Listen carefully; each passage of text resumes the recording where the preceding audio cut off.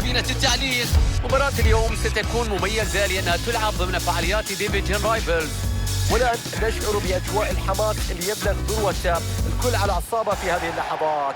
الكل يتطلع لهذه المواجهة. أتمنى بأن تكون الإثارة والندية حاضرة حتى نستمتع بهذه المباراة.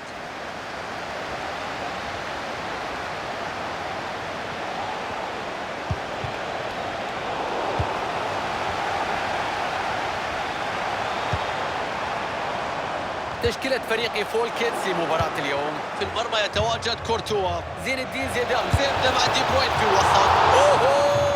أي حارس مرمى، أي كرة وأي تصدي، مرونة خيالية، رشاقة غير عادية. حارس المرمى يتألق في اللقطة الماضية. ممتاز التصدي، تألق كبير من حارس المرمى. كان ممكن الفريق الآن يكون متقدم في النتيجة لو تم استغلال الفرصة الماضية بشكل مثالي.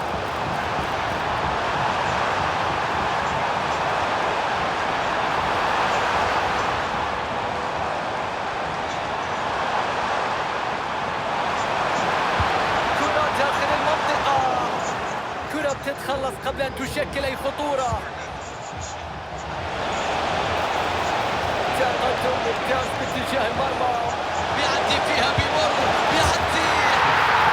يا رب، الشباك تهتز سريعا اليوم للمرة الأولى في المباراة.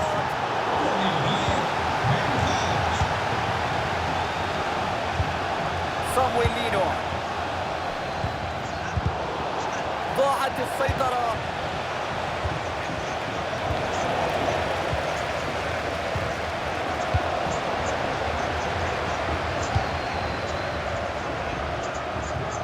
مجهود طيب في الاحتفاظ بالكرة.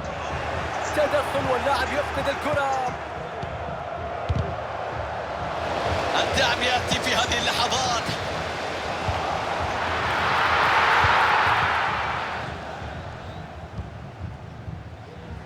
ماركو أسينسيو،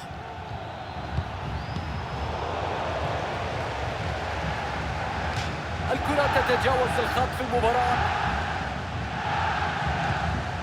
ماركو أسينسيو،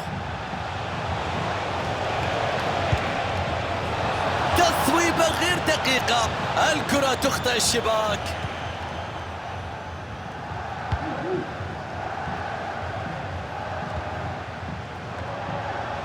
ضغط عالي، استعادة للكرة في مناطق متقدمة. بيكورست، والتسديدة، الله على حارس المرمى، كانت الموعد، تصدى لهذه التسديدة. كيفن دي بروين بيلعبها في منطقة الإرسال. تدخل ناجح مشاهدينا لاستعادة الكرة. فرصة أمام المرمى، الكرة في المرمى، يتسع الفارق إلى هدفين في هذه اللحظات. نشوف الإعادة ونشوف العمل الكبير من الفريق في هذا الهدف. ضغط منظم ومتواصل واستغلال الفرصة بعد استعادة الكرة والتسجيل مباشرة في هدف يجب أن يدرس. ضغط متقدم على الخصم. بحث عن حلول في الهجوم، ترفع هنا، هدف ملغي، قرار صعب جدا على الجميع.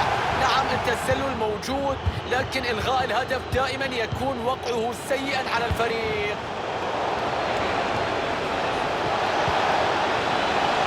فرصة خطيرة، محاولة لركل الكرة لكن بتعدي بجوار القائم إلى خارج الملعب. أداء رائع حتى هذه اللحظات تثبت هذه الأرقام والإحصائيات في المباراة. تتكلم عن الشكل الهجومي القوي، تتكلم عن فرصة بعد فرصة، عن استغلال جيد لهذه الكرات، تتكلم بأن الأمور تسير على ما يرام حتى هذه اللحظة في المباراة. واضح بأنه سيكون هناك إضافة هجومية أخرى الآن. باتريك بامفورد، بينية فيها خطورة، عرضية عالية تمر من الجميع. زين الدين زيدان، تحول في السيطرة على الكرة.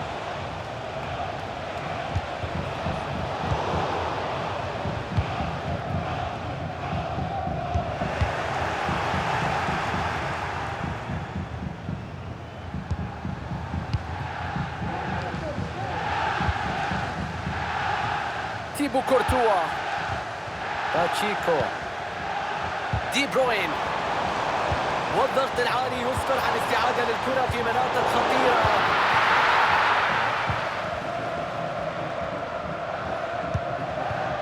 زين الدين زيدان، ممكن محاولة مرتدة خاطفة الآن. تمريرة برؤية عظيمة، محاولة إسقاط الكرة. يا الله، النيران الصديقة في مثل هذه الكرات لا تكفي النوايا الحسنة. التركيز يجب أن يكون موجودا في هذا اللقاء. شلوتربيرغ،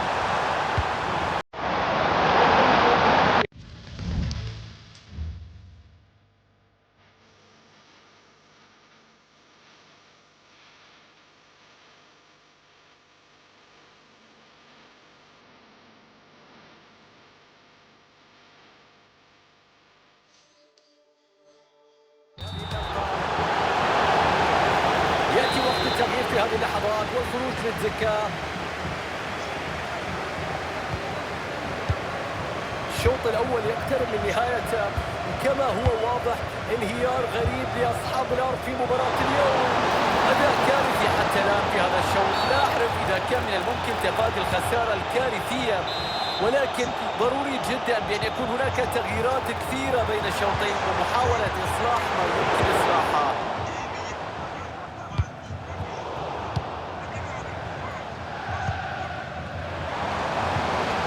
ولنا مع روبرتو، عرضية في وسط منطقة الجزاء، تتحول السيطرة للفريق الآخر. راية موجودة إذا، وفرصة هدف تضيع.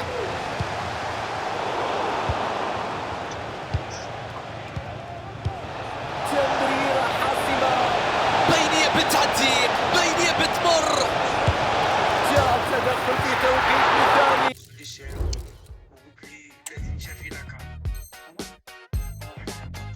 لإنقاذ المرمى. الله على التدخل.